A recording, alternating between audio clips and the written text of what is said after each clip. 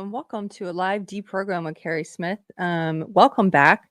It is our regular time, 2 o'clock on a Monday, and it's good to be back. I feel a little out of practice. I realized I only did 3 live shows last month because of the time that I took off from surgery and other things going on, traveling, and so I was like, really, only 3 live shows? Wow, life got in the way. And I was feeling a little like, oh, what do I know? What do I have to say about anything? I honestly can't think of much right now other than what's going on in Texas. So my husband said, why don't we just do a show about, why don't we just talk about what we know, what's going on here, and any relief efforts that from people in our lives. And so we figured we would do that and just ease into it. I just want to thank people, first of all, from all over the country who checked in on us. We are fine.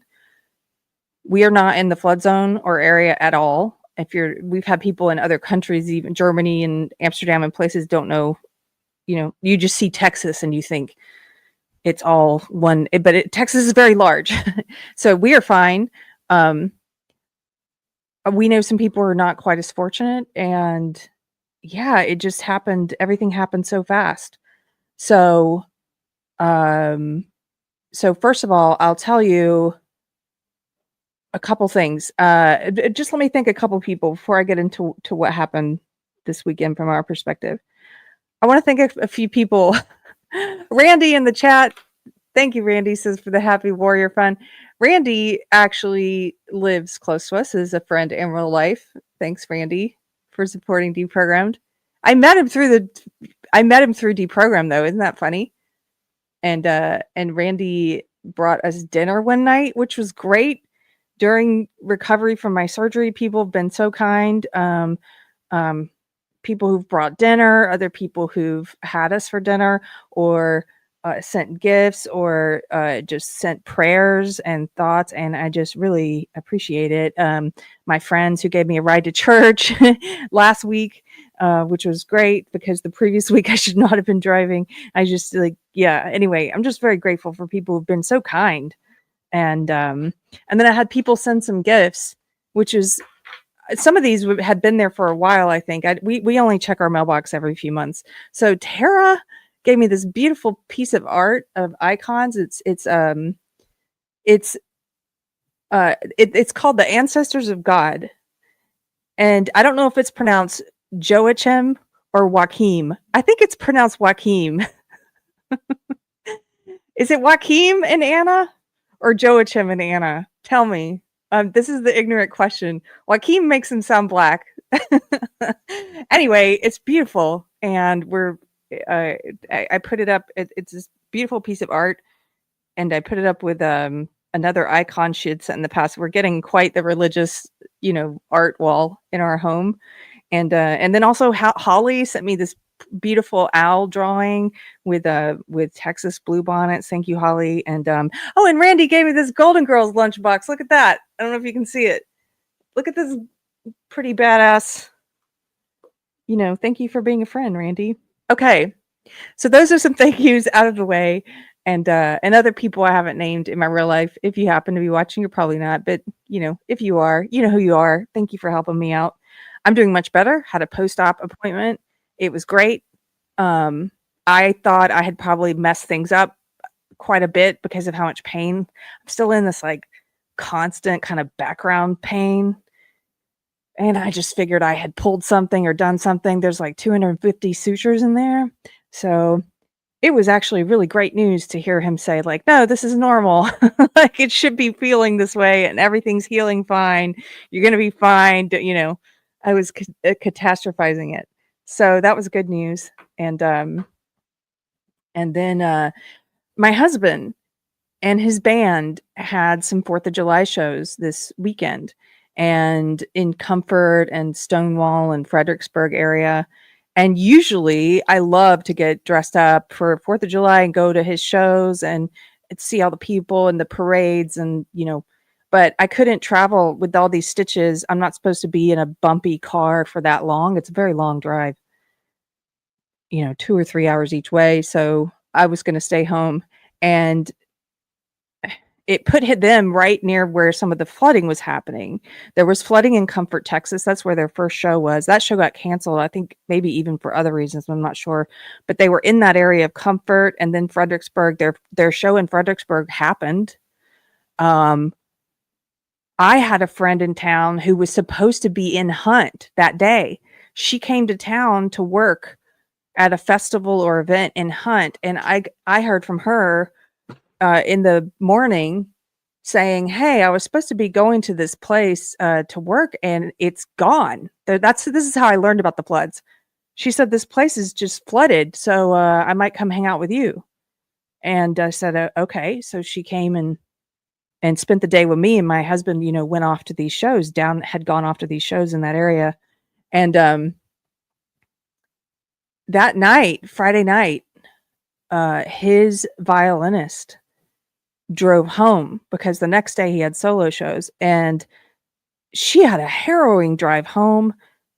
I was watching some of it on social media just because she was updating people with, "Oh my goodness, look what's happening outside the window," getting diverted over and over by flooding, unable to drive, having to pull over to the side of the road, but then there's like a river there, and it was just this scary thing. She thankfully, thank God, got home at like 3 or 4 in the morning and was fine. But then we learned that a friend of hers who sorry, let me see. Somebody in the chat says it's not working. I apologize. Are you guys able to see everything? Let me know in the chat if there's a problem. Anyway, we since learned that a friend of hers, another musician who's a friend of hers and my husband's, she had stopped at his RV park in Marble Falls before she left, and he had offered for her to stay there instead of driving through the floods, and she didn't choose to stay. Well, the whole RV park was submerged. He ended up being helicoptered out later that night. So he lost everything, his home. I mean, he lived there. And there is a GoFundMe for that particular RV park. If you are able to and you're interested in donating to, I'm sure there's going to be lots of fundraisers, but if you're interested in donating, this is someone that we know. It's the Cedar Stays Residence RV Park, and they have a goal. They're trying to raise $50,000. The owners of the RV park created the fundraiser, and I linked it below. So if you're able to and interested, you can, even $10 helps. So that was one that, here, I'll put it on the screen so you can see it. And then I think my husband is going to be joining us right now. I think he just joined. So this is that one. Help Cedar Stays residents rebuild after flood. Because a lot of the people who lived in this RV park, it's like right near the water in Marble Falls, like a really beautiful area. But of course, right near the water, lost everything. They lived in the RVs, like they lost their home. So yeah, there's just a lot of devastation like that. Okay. Please welcome my husband, Anthony Music, Anthony Garcia. Hello, how are you? Hey, how's it going? Hey, your microphone's working. Is it good? It is, yeah. You sound good and you look very good. It's true. Okay. I'm sorry, I won't flirt with you in front of people. You guys, this is my husband, Anthony Garcia, and I was just telling them about this weekend from my perspective. It was very different from your perspective, of course, because you were out there, and I didn't know. I was just watching all the reports. I was watching all of Megan's updates when she was coming home Friday night, and I was so worried for you. And then, but you were like, no, I'm in Fredericksburg. It's fine. It's not near the flood zone. And then on Saturday, we had to, you messaged me and you were like, "Oh, Burnett's flooded out." Like we had to figure out a route. So you ended up going through Austin and it was fine, right? Yeah. Was it crazy where you were, or it just seemed normal? You mean like Friday night? Yeah, like Friday night. Well, it was so we were playing a show in Fredericksburg, which is half an hour north of Kerrville, where the Guadalupe River runs. And we were playing from 5 p.m. to 8 p.m. And so I didn't really know what was happening until after we were done playing, because we were playing music. And once we were finished, the sound guy our friend, the sound guy at Altstadt, he at the venue we were playing, he had, he kind of made an announcement about people, community and everything like that. And then he just kind of had asked for a moment of silence. We had a moment of silence in the whole venue, and I was kind of like, what's happening here? What's going on, And it right? wasn't until I sat down and hung out and had some dinner with some friends afterwards that they filled me in on what was happening. So I felt really a little bit guilty, a little bit bad that I didn't know what was happening, and we were just up there playing music. So none of us really realized at that point there were only 13. Well, there were 13 casualties, and then the young girls were missing from the camp. It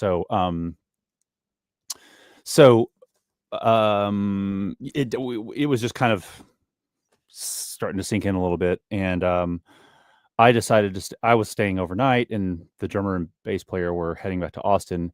And the highway between Fredericksburg and Austin there are not really any rivers you have to cross. So that was not really much of a concern, or they didn't really feel like it was a risk. It's when you go north or through the smaller towns that it becomes more riskier. And that's what the violinist did, right? She went that way that we usually go. She went home. Yeah. So imagine Fredericksburg is directly west of Austin, and she had to go, and she lives in North Austin, so she had to travel northeast to get home. And so that was her. And like I said, it was just kind of like, okay, all the trouble's happening southwest of us, so driving northeast isn't going to be a problem. And I've spoken to her many times since that happened, and I just told her, I felt terrible that I wasn't more assertive and just telling her to stay with some other friends there that night and all this. But it worked out that she it was actually better that she. I can't believe, like, though, it's one of those things for people not here, I don't think anybody realized the scope of it until later. Yeah. Right. Like how you hear there's flooding, but you don't even appreciate what that is going to mean. Mm-hmm. And I don't know how much if you've told her, if I could just add real quick her story, what happened to her. Were you already telling that story? I told about how I put up the fundraiser for the RV park. Mm-hmm. Yeah, if you want to tell that. But I did say she almost stayed there with your mutual friend who's a musician, and he lost his home. So I don't know. I'll just tell the story, and you might have said it already, but whatever. So she was this guy. He's a musician, and he has an extra room. He lives in an RV park, and he has an extra room. She and this guy play music together a lot as well too, and sometimes she'll stay over there if it's late or whatever, and he has a spare room, and it's totally fine. So between Fredericksburg and his place, which is really not that far, it's like half an hour drive under normal circumstances, she had encountered like a lot of flooding already. She had to pull over. There was a lot of problems, so it had taken her a lot longer than she thought. So she stopped at his RV park to use the bathroom and kind of just get her bearings and kind of catch her breath, because it had already been stressful on her. And he was urging her. He was like, "Why don't you just stay here so that you don't have to drive, because it's gonna get really bad out there." And she was like, "Well, I need to get home." She was thinking of her daughter. Sure enough, she gets in her vehicle. Her story continued on, and she said she almost got swept away. It was really scary for her. I mean, she was stranded on the side of the road. The next day, the bridge collapsed that she was on. She was waiting on the side of the road for an hour. So she just kind of essentially evaded death the whole way home. And when she got home, she had promised him that she would text him when she got home to let him know that she made it home safe. But something told her to call him. When she called him, she woke him up. And when he woke up, his RV was flooded. It was flooding up to chest level. That's when he made his escape, and he ended up having to get pulled out by helicopter. And had she not called him, he would have died probably. He's in his 80s, by the way. Oh, I should add that too. This guy's in his 80s, and so he lost everything. The bathroom in the RV park where she was completely swept away and underwater.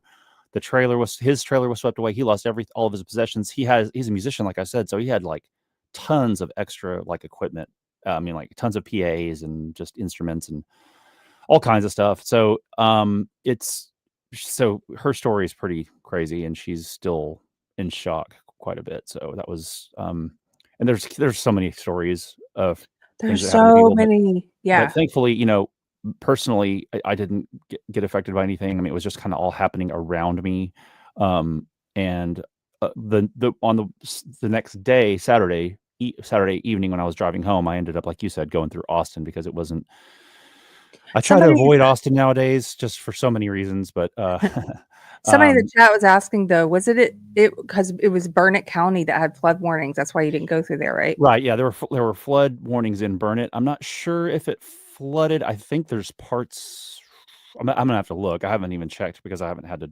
I am gonna have to go that way again this weekend, or I can. It's most convenient for me to go through there, so I will need to check and see what the status is. So yeah, as far as that goes, I don't know if it got flooded, but I know that it was flooding, and then also up near, I think it's like Lampasas today is flooding or is in danger of flooding. I mean, this is continuing on, so yeah, it's just it's awful, and Yeah. it was a crazy weekend, and it's all of this is just looming over everyone's head, especially the kids that are missing, and there's volunteers going out and searching along the riverbanks for anyone they can find. Hopefully, I mean, there's people going out. I don't know. Who knows how much good that will do, but they're doing it. So There's still these random miraculous stories of them finding people. So I know people are praying for those who are missing. I think the death toll, the last I saw, here's a news article. It's up to 90. This one's from NBC. Texas floods, live updates, at least 90 dead or missing, including Camp Mystic campers and counselors as storms continue. These little girls, that's just, I had to quit watching footage at some point because it was just so heart-wrenching. This Christian Camp Mystic in Hunt, was just, it's over 100 years old, this camp, and it was just overrun. And so just to continue, here's the latest that I've seen. At least 90 people dead across 6 counties. In Keri County, officials reported 75 deaths, including 48 adults and 27 children. Camp Mystic is grieving. Camp Mystic, the summer camp at the center of the devastating flooding that's hit the Texas Hill Country over the last 3 days, is grieving the loss of 27 campers and counselors. And I just wanted to put up this story real quick. I don't know if you saw this one, babe. This is the camp director. This story, there's all these stories of these heroes, and everybody's been posting tributes to him and just talking about, his name was Dick Eastland, and talking about what a just very selfless man he was and a father figure for so many. I think he bought the camp in the 70s. He's owned it since then. Camp Mystic director Dick Eastland dies while trying to save girls from Texas floods. And actually, not just trying to save them. I know I saw some of the parents of some children saying he saved at least 5 that we know of. And so just a little bit about him. Camp Mystic director Richard Dick Eastland died while attempting to rescue campers during catastrophic flooding that tore through parts of central Texas. He's among 59 people confirmed dead so far in Keri County. This was before. I think it's up to at least 75 in Keri County now. Of the victims, 38 are adults and 21 are children. Let me just get to this part about him. Eastland, this guy, Dick Eastland, who is known for his decades of devotion to the Camp Mystic community along the Guadalupe River, he was trying to reach campers affected by the rapidly rising waters when he lost his life, according to a column by Paige Sumner in the Kerrville Daily Times. Sumner is a former camper and a longtime family friend of Eastland. Quote, "It doesn't surprise me at all that his last act of kindness and sacrifice was working to save the lives of campers," Summer wrote. He had already saved so many lives with the gift of Camp Mystic. And then this is Brian Wolf said he died doing what he had done for 50 years, protecting the girls of Camp Mystic. Richard Dick Eastland, beloved camp director and co-owner, was swept away in the Hill Country floods while trying to reach campers in danger. His final act was one of courage, devotion, and love. For generations, Dick was the heart of Camp Mystic in Hunt, Texas, a steady presence, a father figure, a man of deep faith. He made every girl feel seen, safe, and cherished. And this is a picture of him here. Yeah.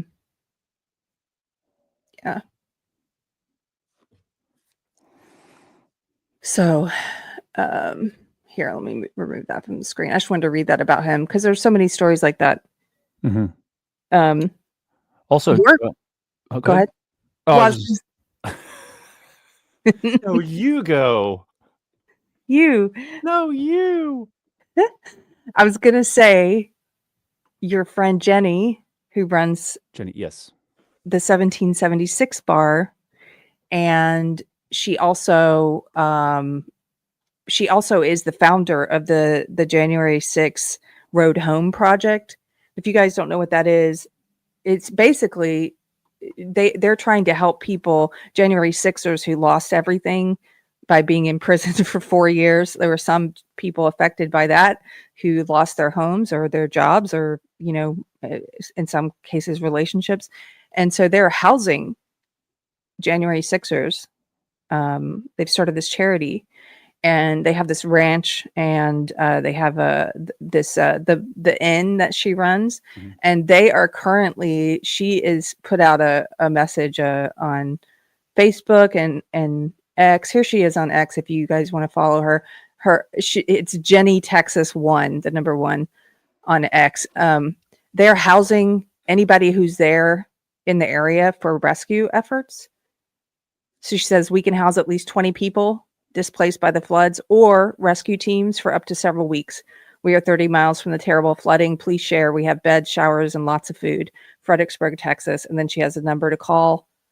And I mean, God bless her. Isn't she one of the most amazing people you've ever met? Doing this? So I'm supposed to play there this Saturday.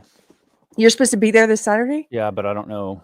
With everything going on, yeah. I need to text message her and ask her. They might be doing a benefit, because I also saw, Babe, that she said they were going to offer free housing for any musicians that came to town for a benefit show. So maybe they changed. Maybe they're going to do a benefit show. Anyway, if you guys need, if this is of use to you, if you know people who need housing or people who are part of the rescue effort, Jenny Texas 1, follow her. She's got contact info right there. Oh, what I was going to say was Texas Sheep Lady said something about the 2 girls found in a tree or something like that. That there were two girls found in a tree. Yeah, there were 2 girls found alive in trees. Yeah, but that wasn't that like a story that didn't turn out to be true. I think I saw that. I know that somebody was found up in a tree, but there was one girl by herself that was found. I think so. There were so many fake stories too. That's my point, is that I think that happened to be one of the fake stories, but there were several stories that were just blatantly false and that were worse than that one. It was like, all of the girls were found. There was one of those stories, or and it's just crazy that I mean, people are, for whatever reason, for clicks or whatever, there's people out there that are doing that. That are just putting out fake. Yeah, I know a few people fell for those where it was like, oh, I fell for one. I sent you one. I was like, look, everyone was found. And then moments later, it's like, no, this is fake. Yeah. So anyways, it's just crazy. Thought I'd just point that out. But let me see what else. Randy Wallen, drivetexas.org for road conditions and closures. Oh, thank you, Randy, for the super chat. And I didn't even know that. drivetexas.org for road conditions and closures. There's also a flood. I don't have the link exactly, but I can probably find it. But there's a site that has, it's like Texas floods, something such and such, and it shows you, real time where floods are happening or where the water could be high as well. And I was looking at that on Friday before I drove out to play. I don't know if anybody needs that. I might need to go back and refer to that moving forward. But anyways. Can I put up a story of another hero that I just really loved? Another positive story? Yeah. Okay. I don't know if you... Why are you asking my permission? I'm sending you the link for that Texas flood information as well. You can Okay, put it up thank you. in the chat if you will need it. I don't know if anybody needs it. Thank you. Or put it in the, if you don't mind putting it in the private chat here. It's easier for me to grab it there. Okay. Thank you. Okay, so this story, I don't know if you saw this one yet, Anthony. The Coast Guard guy who saved like 165 people. Did you see this one? No. This young guy, I think he's like 26, Scott Ruskin. And the New York Times did a profile on him, but of course there's the paywall, so I'm going to show you the New York Post article on him. New Jersey native on first rescue mission with Coast Guard helps to save 165 Texas flood victims. American hero. And they were just profiling just one of these many different rescue workers, and just seeing like they've got video footage here of airlifting people up to helicopters and stuff. But just to see what this job is like the kind of risk that people put themselves in. So it says a Coast Guard rescue swimmer is already being hailed as an American hero after his very first mission, helping to save the lives of 165 Texas flash flood victims. Quote, "This is what it's all about, right? Like, this is why we do the job," said Scott Ruskin, 26, a New Jersey native and former KPMG accountant, to the Post after his work in Central Texas. This guy is based in Corpus Christi, by the way. I don't know if they're going to mention that in this article. They mentioned it in the New York Times, but so this is what he says. He says, "This is why we take those risks all the time. This is why, like, Coast Guard men and women are risking their lives every day," said Petty Officer Ruskin, who was in charge of triage at Camp Mystic, the Christian girls' summer camp that saw some of the worst of the flooding. There's a picture of him right there. Raised in Oxford, New Jersey, Ruskin enlisted in the Coast Guard in 2021 after completing basic training. He went to Aviation Survival Technician School in Petaluma, California, before being stationed in Corpus Christi, Texas. They've got a little map here of Camp Mystic. He had been on call since November after completing all of his training, familiarizing himself with the Coast Guard's iconic MH-65 helicopter and enrolling in additional rescue swimming classes as he waited to be called into action. That fateful call came on the morning of the 4th of July as a massive summer rainstorm led to catastrophic flash flooding in the Lone Star State that has so far claimed at least 80 lives. Again, it's up to 90 now. It's a little old. Brian Winchell, a helicopter search and rescue technician with Texas Task Force 1, a partnership between the Texas Army National Guard and the Texas A&M Engineering Extension Service, called the Coast Guard looking to get boots on the ground and in the air for an emergency rapid response near central Texas. Quote, "That's a little bit outside our area of operation normally, but people were in danger and we're a good asset to try and help people out. And these guys were asking for help, so that's kind of what we do," Ruskin said. There he is at graduation looking at him with his family. He's this young kid. He's like 26. So by 7 a.m. Friday, crews loaded into a Black Hawk 60 and Coast Guard MH-65 choppers and took to the skies. Quote, "It was literally the best air crew we could possibly have," Ruskin said. Their destination was Camp Mystic, a Christian girls' summer camp just off the banks of the Guadalupe River, which saw some of the worst of the flooding. 5 campers ages 8 and 9 have been confirmed dead, with a counselor and 11 more girls still missing, officials said. When the crew arrived, they were racing against sundown to rescue as many stranded flood victims as possible. All roads were impassable and the currents were too strong for any boats to get in, leaving helicopter evacuation as the only hope for the nearly 200 survivors.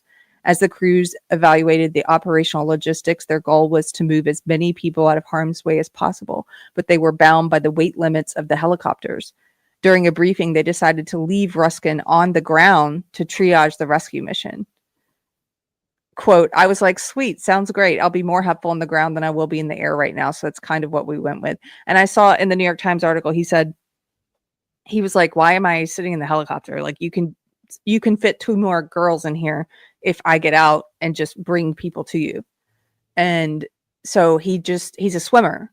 He's a Coast Guard swimmer. And so they just set him out in the water and he was swimming and rescuing little girls and bringing sometimes one in each arm, it said, bringing them to the helicopter.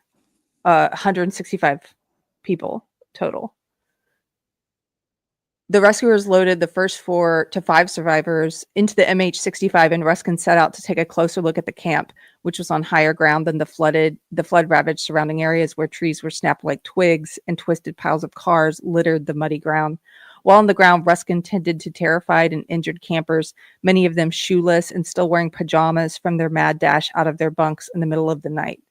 In between comforting the cold, wet, and miserable survivors, both kids and adults, Ruskin directed Army Black Hawk 60s and MH-65s to pockets of survivors to begin bringing them to safety. Here are 2 of the little girls that were saved. From I saw that one. Yeah, I saw that picture. Saw that picture, yeah. Quote, my main job was triaging, and then my second job I kind of picked up was just trying to comfort these kids and the family members and counselors. I mean, this is probably the worst day of their life. They're in a terrible situation. They have friends and family unaccounted for, missing, unknown status, and they're looking to me and all the rescuers for guidance and comfort, quote, end quote. He said one of the hardest parts was having crying adults coming to him for help, finding missing loved ones. This is a picture from Camp Mystic, from one of the cabins, just completely destroyed by the flood. Over the next several hours, Ruskin spearheaded a high-risk rescue mission under the worst possible environmental conditions, which in the end saw 165 people brought to safety. Quote, so we basically got the majority of the people out of Camp Mystic, which was awesome, and I feel like we did a lot of good that day, but obviously it's still super sad. He said there's a lot of people missing and unaccounted for, so the mission's not over yet. It's not over for us. And there he is also celebrating. I just with his sister.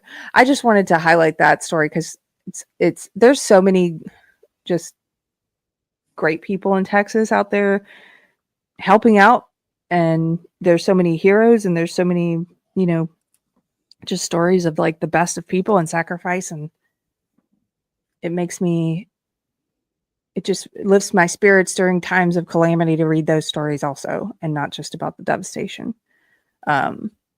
Did you see that video of some of the girls on a bus out of Camp Mystic? No. I'm going to play that just quickly. So, with them singing, you mean? Yeah. So they were, after being rescued. This is a video from the bus of Camp Mystic kids being bussed out after the flood, and they're singing hymns. Here, let me add this to the stage.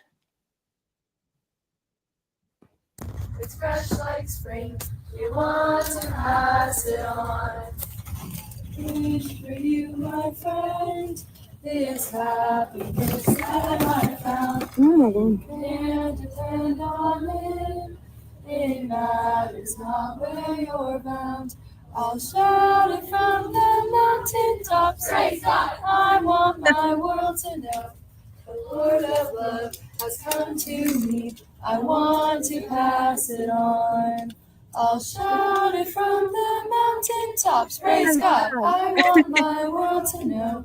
The Lord of love has come to me. I want to pass it on. Oh my God, oh my God, oh my God. Pure and holy, tried and true, with thanksgiving, I'll be a living sanctuary for you. Oh my God.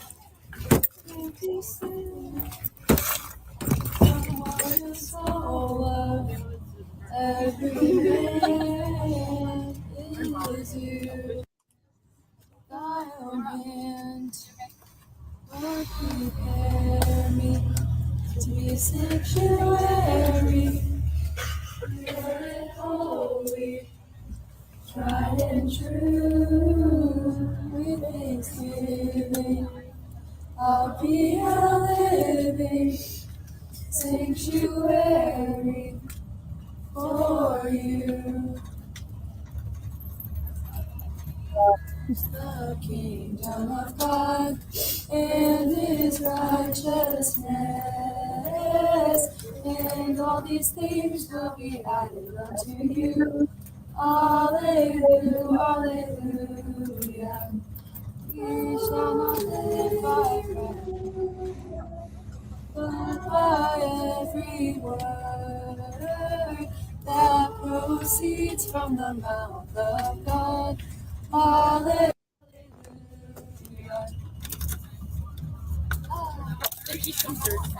Bye. If I can search it, I'm actually gonna burst. It's just beautiful. I yeah, I agree with those of you in the chat who were like, it's hard it's making my eyes tear up. Beautiful. Music is the language of the heart, says Cynthia. Gosh, I didn't know kids still sang that song. Yeah, I know some of the old school hymns, right? Randy Wallen, thank you for the super chat for $5 says, praise God. It's hard not to cry when listening to those wonderful girls. It is.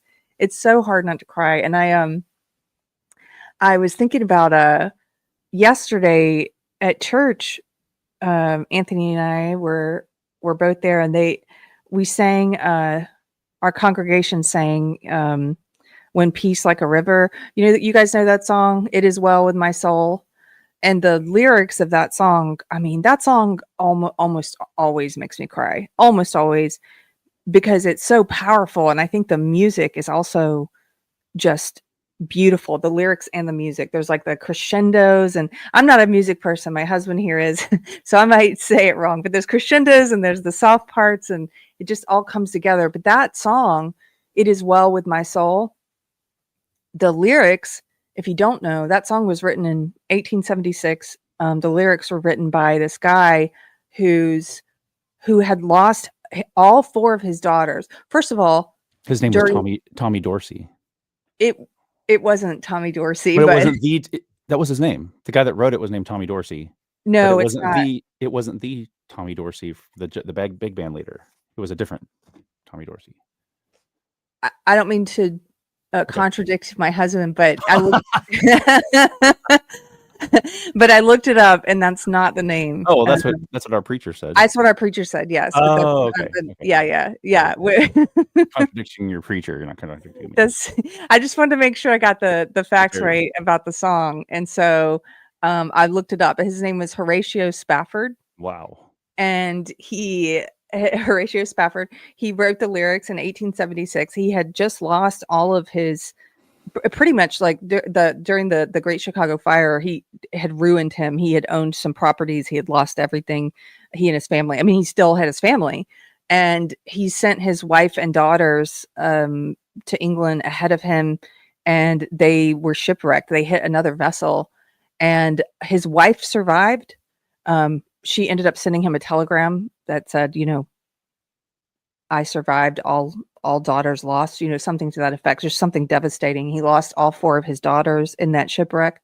And then when he went to join his wife by ship, he looked out over the waters at the point where his children had perished, and the lyrics for this song came to him.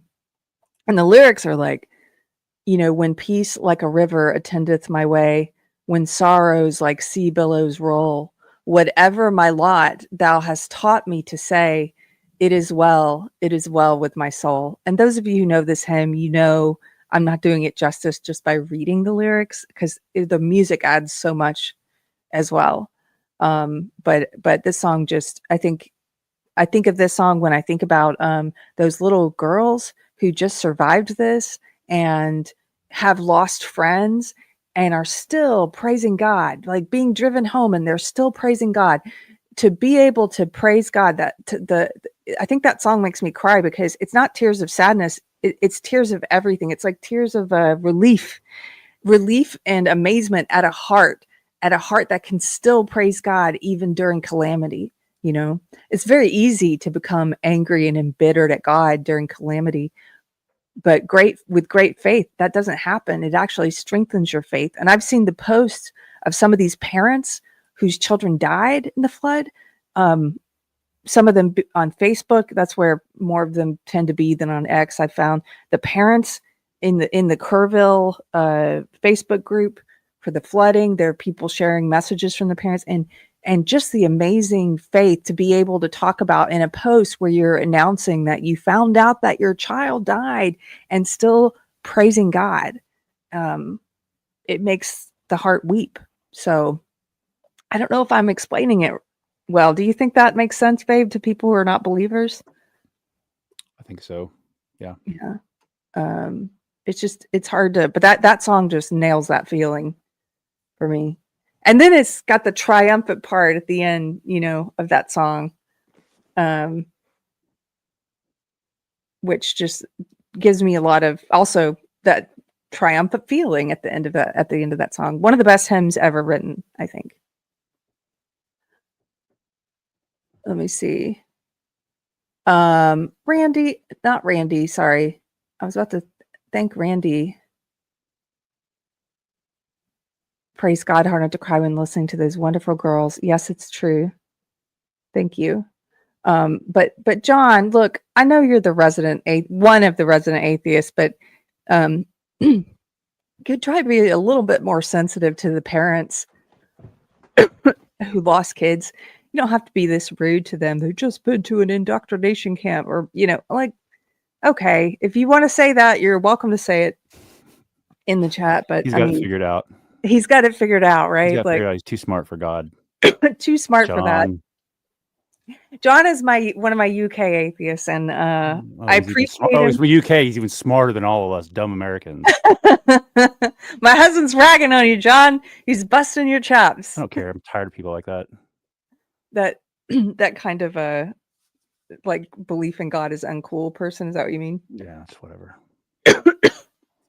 So, okay, so you sent me this link. Do you want me to put this one up? Well, I just sent a thing that said it was an article about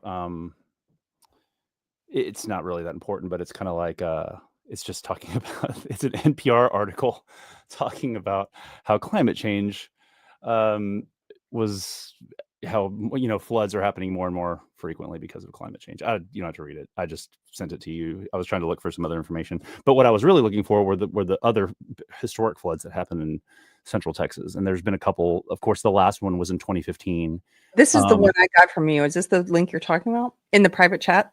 Oh, right, for the flood, right? Mm-hmm. Yeah, that's it. That's the link for the Texas flood. I think they keep it pretty up to date.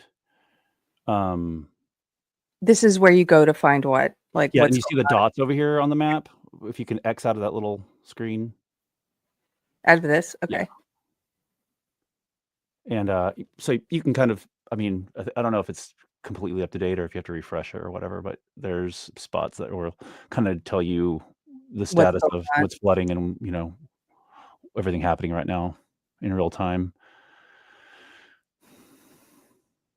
Okay, so this map, for anyone who's having to make a drive for work or for any other reason right now, if you want to go and check this out and see different like flood ratings, this is map.texasflood.org. Yeah.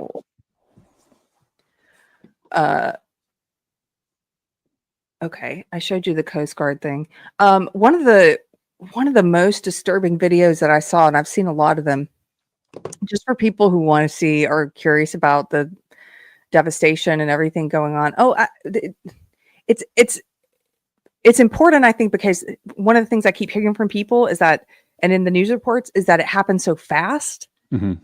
And I was watching a news interview with a guy who, he and his wife their house is still standing, but one whole wall is gone.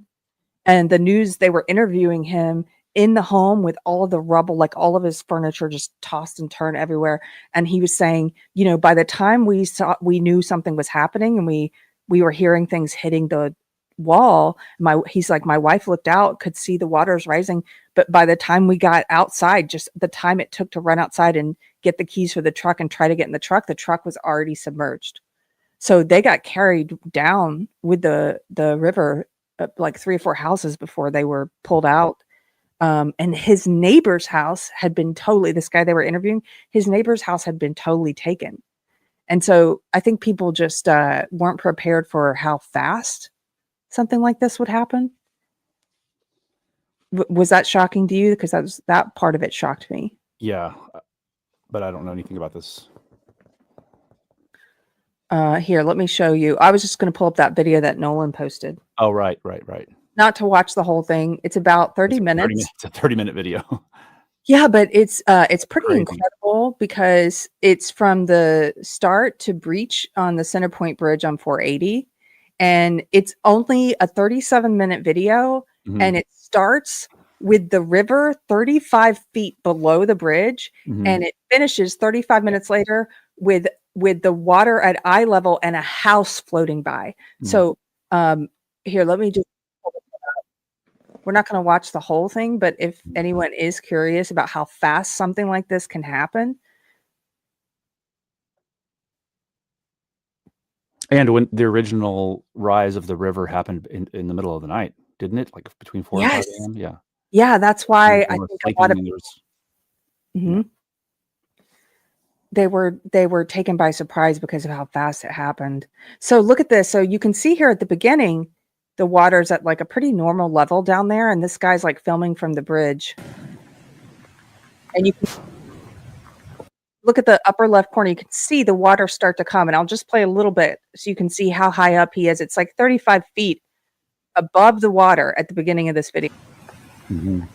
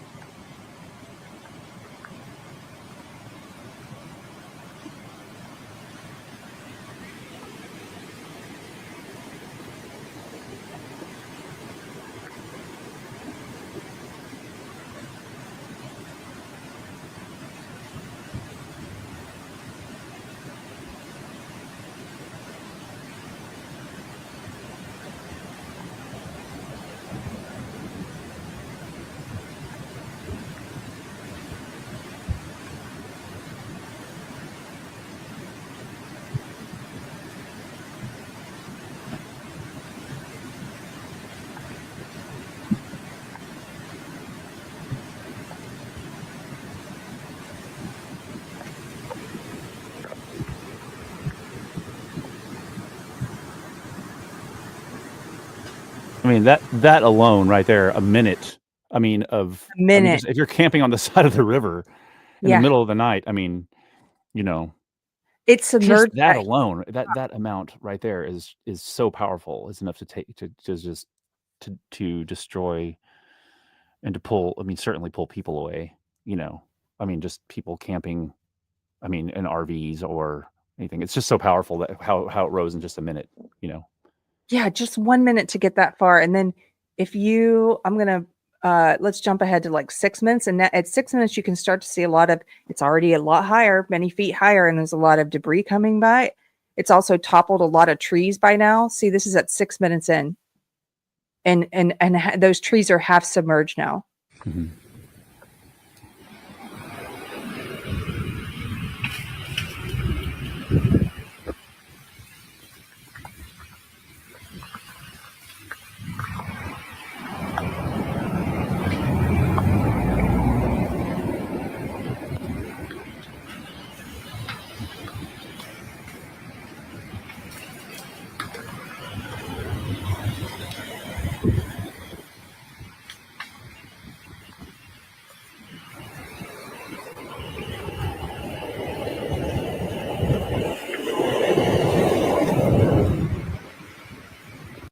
There's one part where a tree comes down, like, right in front of the camera guy.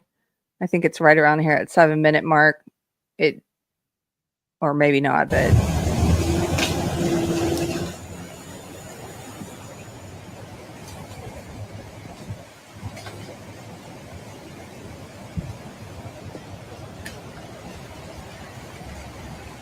you can see when he shows the bridge, you're like, okay, it's much, much higher, but there's still a lot of space, right? It's still not up at the top of the bridge. You know, everything's fine, right? It again, deceptive because of how fast it's rising. Here.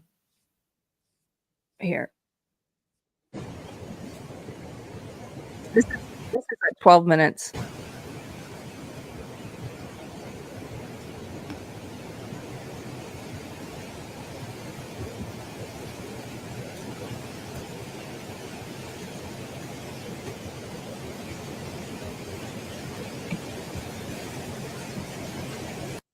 I'm going to skip past this part because at 13 minutes, there's what looks like a person who comes by and is yelling. And there's a lot of argument in the comments about whether that's a person or not. I think it is. And I'm just going to skip. I just wanted to show how fast this happens. And there's still cars on this bridge. They had not yet shut down this bridge. This is 24 minutes in. Now it's starting to reach the top of the bridge. 35 feet in 30 minutes. There's like a surfboard there, it looks like.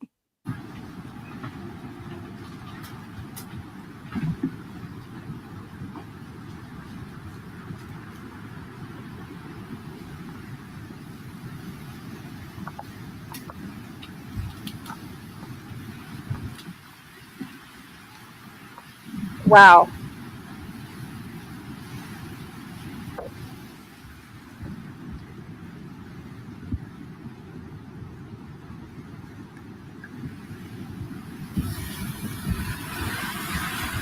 Here's where it's like hitting up against the bridge. And again, this is only 25 minutes into the video. We started at the beginning. It was at normal level. This just blows my mind. And that this guy was able to stand up here and record all this so you could see how fast it happens, right? Mm-hmm.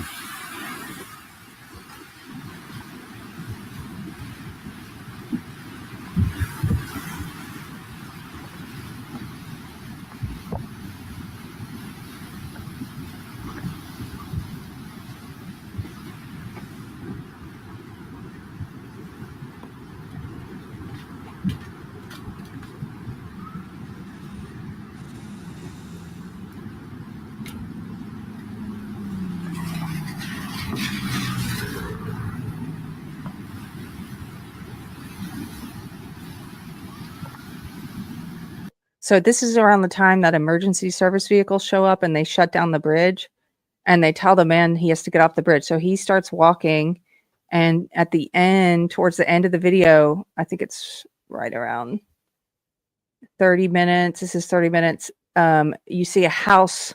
He stops and turns around and there's a house floating up to the bridge. So you again, to start at like a normal level, and then here, this is 35 minutes in, you can see there's a house back there in the middle.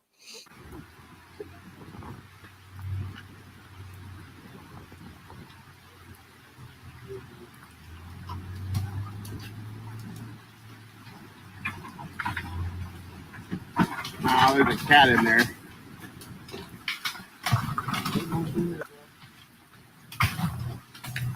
There's a cat.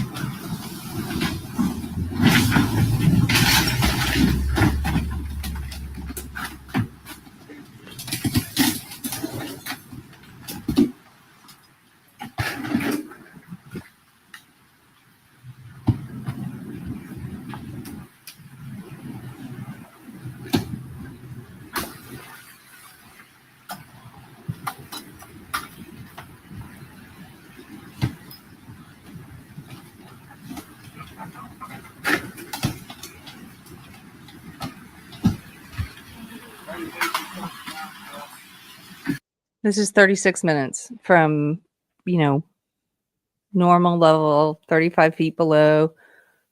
It's like a foot per minute, basically, to get to this level.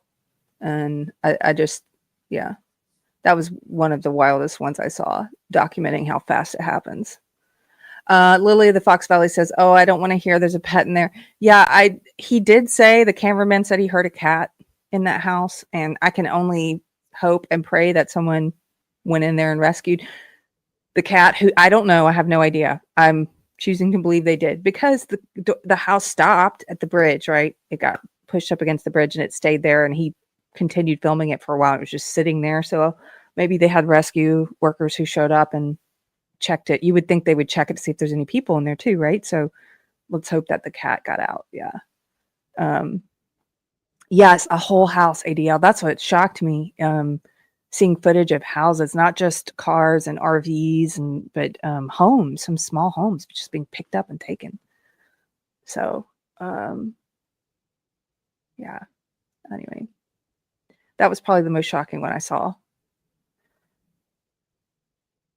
I think that's it. I had some other articles pulled up, but I don't know. That's our perspective on what's happening. As I said, we are fine. I know there's lots of different charities. We have one that is somewhat personal to us because a fellow musician friend lives there and lost his home, his RV. This is the Help Cedar Stays residents rebuild after the flood.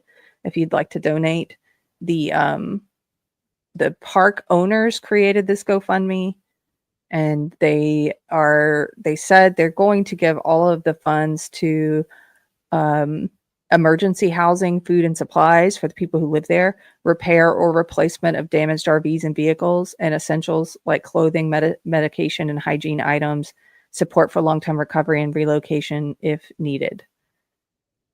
They said for many Cedar Stays, their RV is not just the vehicle, it's their home. And so there's a link to this below if you are able and so inclined to donate. Yeah. So that's that. I think I'll keep it short today. I just wanted to come on and update people. People were asking, and I hadn't streamed in a while, and just let everybody know we are fine. Also, on July 4th, before the floods happened, I have to mention this because I'm very proud of you, babe. I don't want to embarrass you, but July 4th, the morning of July 4th, before all of this happened, my husband's album came out. That was the release date. The American Dream. How do you say that in French, babe? I don't know. Le rêve américain. Le rêve américain. Yeah. So if you want to go and listen to it, it's all on Spotify now, and it's also on Bandcamp. You can go to anthonygarciamusic.bandcamp.com. You can stream it, or you can buy it if you want to buy it. And it is an absolutely beautiful piano album. It's hard to describe.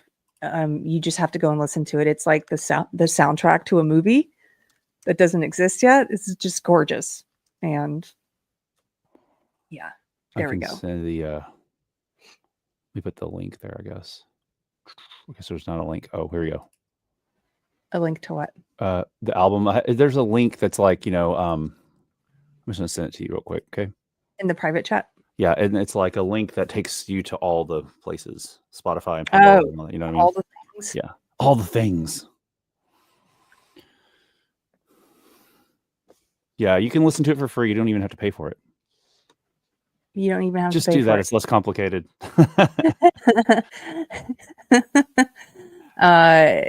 Here's the link.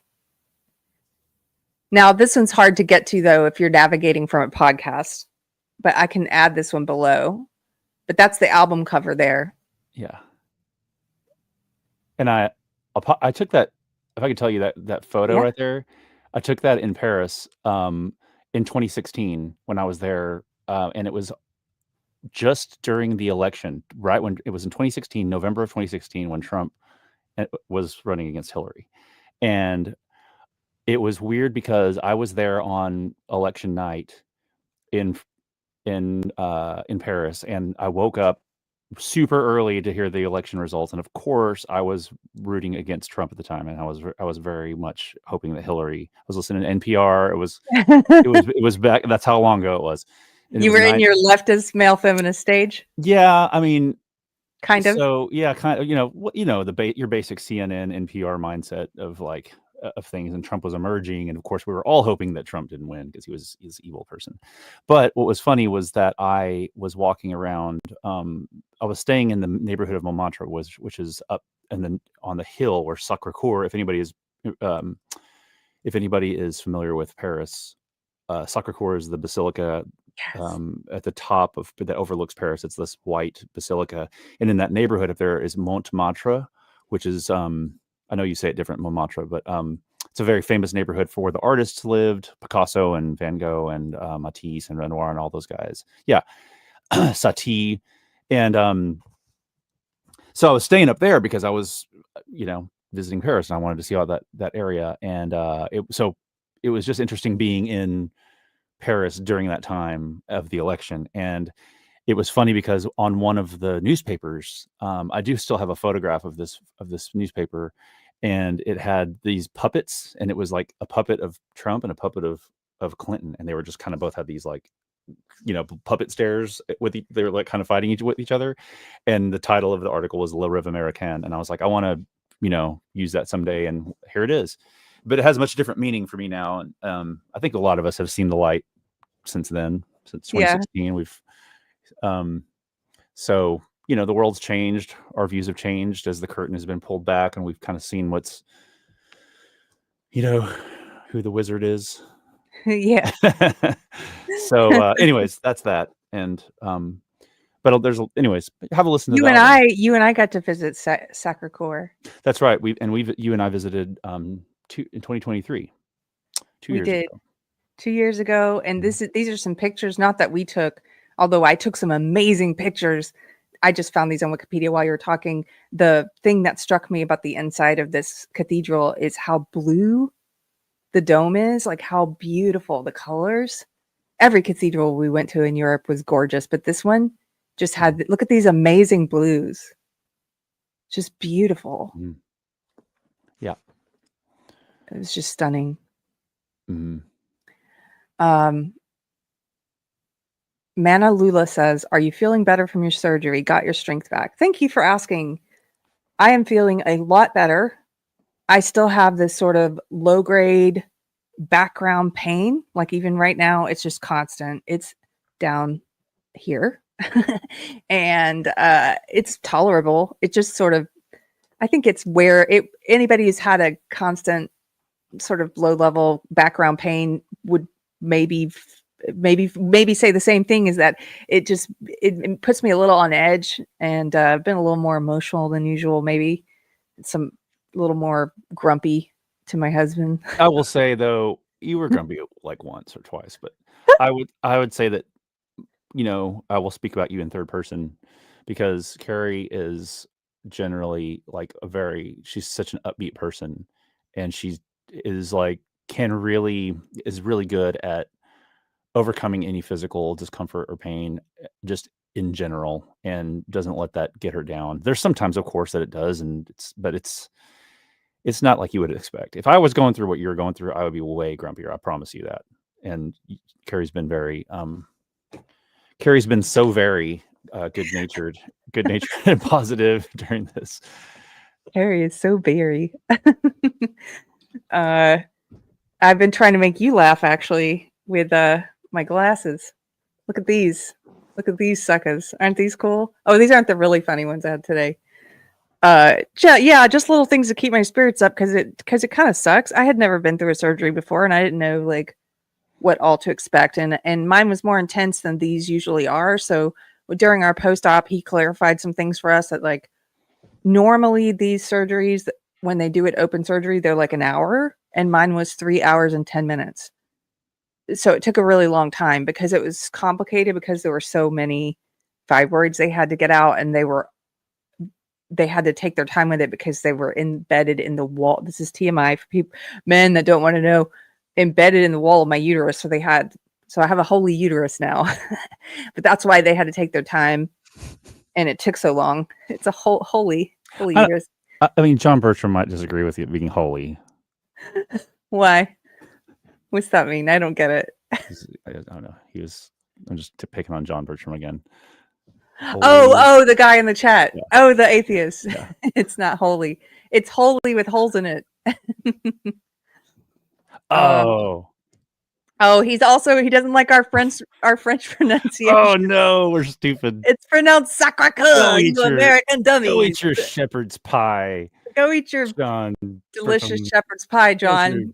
Go eat your black porridge. Go have your delicious and your tea. Fish and chips and your tea. Yeah, we're like dogging on English food. I'm like, that's actually really great food. I know, it's all really good food. I love shepherd's pie. Secretly, we're just jealous. We're just jealous. Secretly, we're jealous of your British food. British food gets a bad rap, but I love it. That's my ancestors are from they're mostly British and Irish. So, potatoes, dumplings. I'm down for all of that. As my grandma would say, says Rosa, holy but not sacred. LOL. Yes, exactly. Holy but not sacred. Anyway, so yeah, it was a little complicated, and I think that's why I probably have this sort of background level pain right now, and but like I said, I'm supposed to be on bed rest for 3 more weeks, 2.5 more weeks, and I'm sitting up. I consider this bed rest because I'm not out and about, so this is fine, right? And I've been doing a few things per day, and then I'll get tired, and I will go and lay back down. But it's hard. If you guys have been through some of the surgery, I guess you would probably already know if you're older and wiser than me. But it's kind of hard because you're laying there and you're like, I feel lazy. I feel like a loser.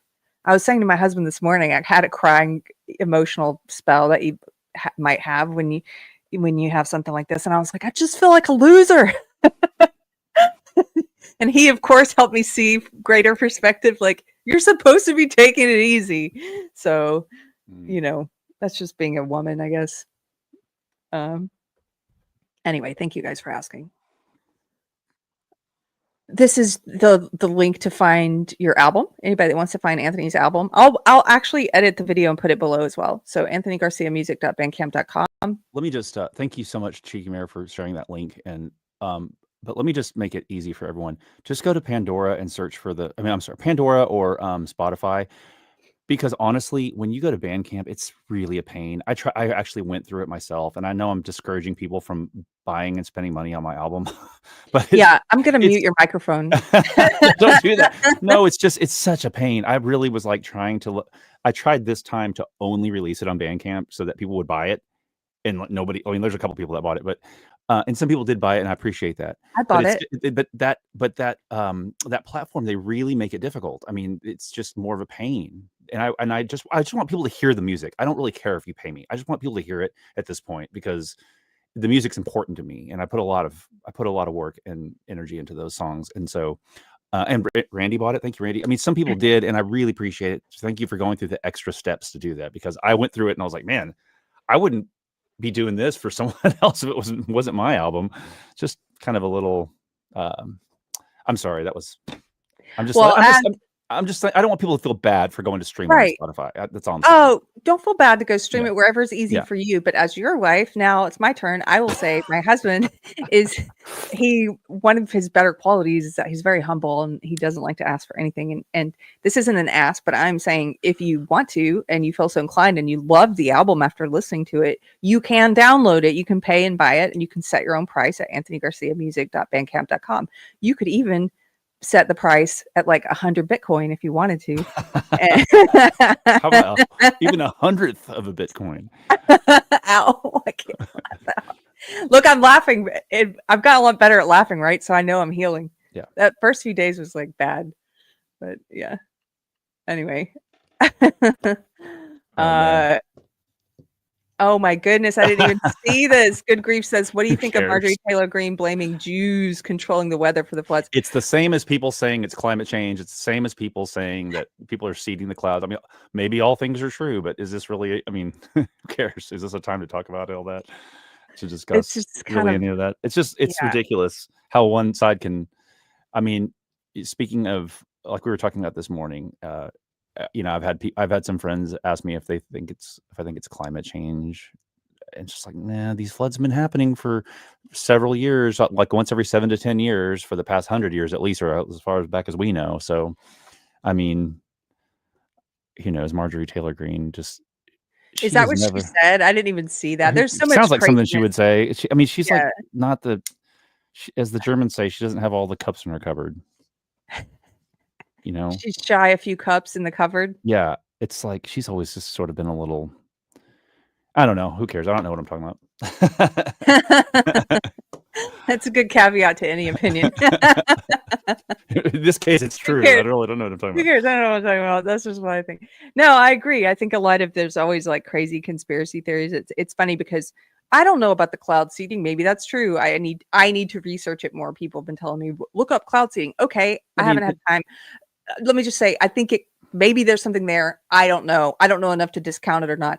But to me, it's just as much of a conspiracy theory as climate change, because we also have friends on the left who are like, is it climate change? And I'm like, 99.99999% of people who think climate change is real have never done the research to be able to have that opinion, but it's just pushed on us as if it's a fact. And so people just accept it, and because it's propagandized to us, and then when there's any kind of weather whatsoever, the mind naturally goes, oh, this must be because of climate change. I'm not saying that to dunk on those people. I'm just saying it's pushed as if it's a fact. But if you're honest with yourself, have you really done the work necessary to say, I know that man-made climate change is real? No, I don't think most people have. Same thing with cloud seeding.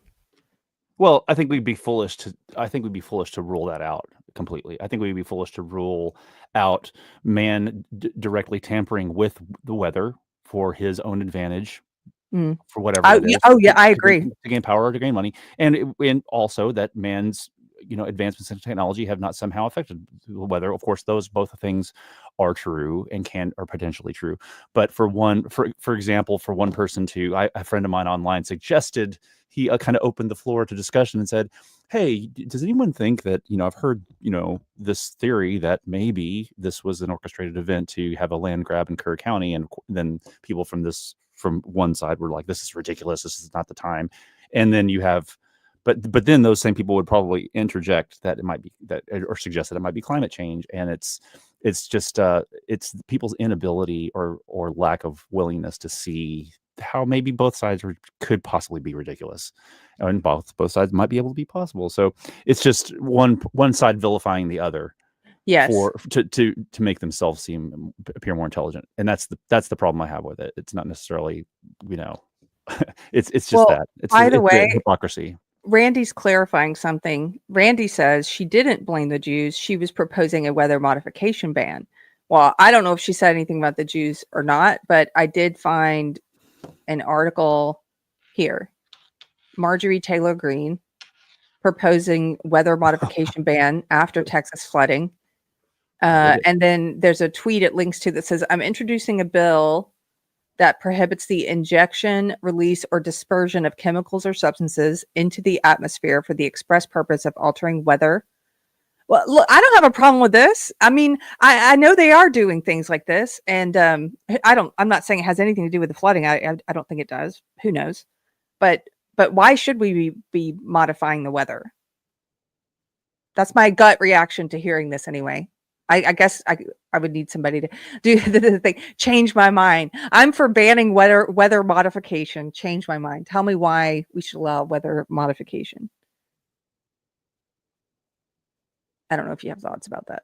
Oh, well, I mean, it just fits into, you could go down the whole side of the argument of the bigger agenda in the world, in things that we've seen in other parts of the world.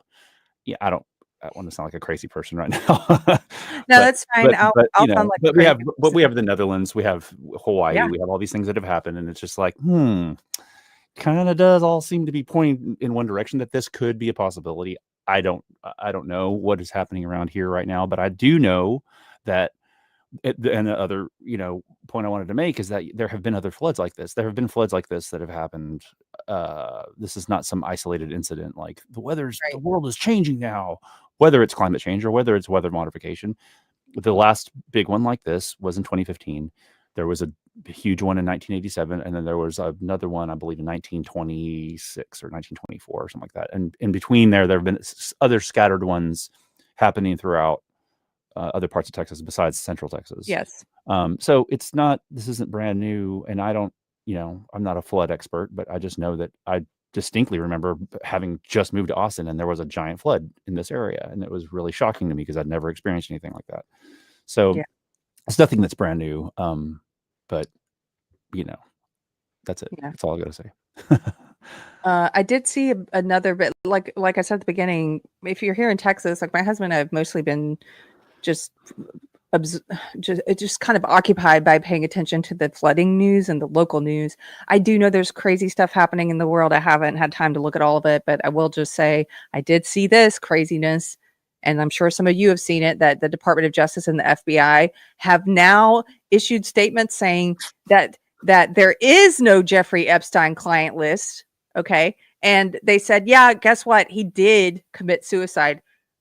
This is nonsense, in my opinion. So first of all, when Trump this is something I voted for Trump. I'm still happy with my vote. I'm not one of those crazy people who's like, I regret my vote. Like, no, I don't. I don't. That's what they do. They're like Muppets. I don't know. That's like the car wash guy with the Yeah. you know, Yeah, the car went, I regret my vote. No, I don't regret my vote, but I am very disappointed in him. When he first took office, they did this big to-do in this show where they brought in influencers and they gave them all. You guys saw those pictures of the influencers like Jack Posobiec and others who had the Epstein binders, and they were like, we're going to be giving the Epstein files to all the influencers, and they all took pictures with it, photo ops, and there was nothing in the binders. There was nothing in there that wasn't already released, right? And it's like, what? So when is it coming? It was called phase 1, by the way, on the binder. And I've been seeing people go, I guess we're not getting to phase 2. You know, so first they're like, it's in the binders. Then they're like, sorry, no, wait, it's on Pam Bondi's desk. She just has to look through it. And then they're like, well, actually, there is nothing there. There is no list. And Epstein killed himself, by the way. Like just the way that this evolved. I saw Abby Libby, who I follow on X. She said, here, let me share this because she summarized it best. She said, we're releasing the Epstein files to influencers in binders. The Epstein list is on Pam's desk. The FBI held back some of the list. Trump is on the list. The list doesn't exist, and Epstein killed himself. And she says they must think we're stupid.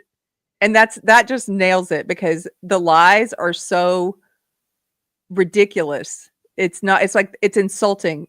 It's like they don't even try. And also they did this whole thing where they were going to release it and they're just not. And that's absolute crap. Why did Epstein kill himself, or why was Epstein killed, or why was Epstein disappeared? I'm one of those people who thinks he's still alive. I think somebody took him out of there. Why did that happen if there was no list? You know, who were Epstein and Ghislaine Maxwell, they were doing terrible things, and they were sex trafficking young girls to nobody apparently. There's no file or anything. So that really pisses me off. Anyway, that's me. I did see that news story. That's me just acknowledging I saw it. I think it's a disappointment. I think it's crazy. And it further confirms for me, I always felt like there's not very much that at this point. I think our government is so big, and I think the unelected people in our government, the deep state, whatever you want to call it, is so big and so powerful that the president can only do so much. I think they're allowed to do some things, but they can only do so much. Mm-hmm. And I really think that Trump would not have been, I didn't think they were going to allow him to be elected this time around. And I was shocked. And I still kind of believe that wouldn't have happened without shadowy figures in the deep state allowing it to happen. Because if they wanted to put Kamala in there, I feel like they would have. That's just what I think. YouTube, don't ban this video. What do I know?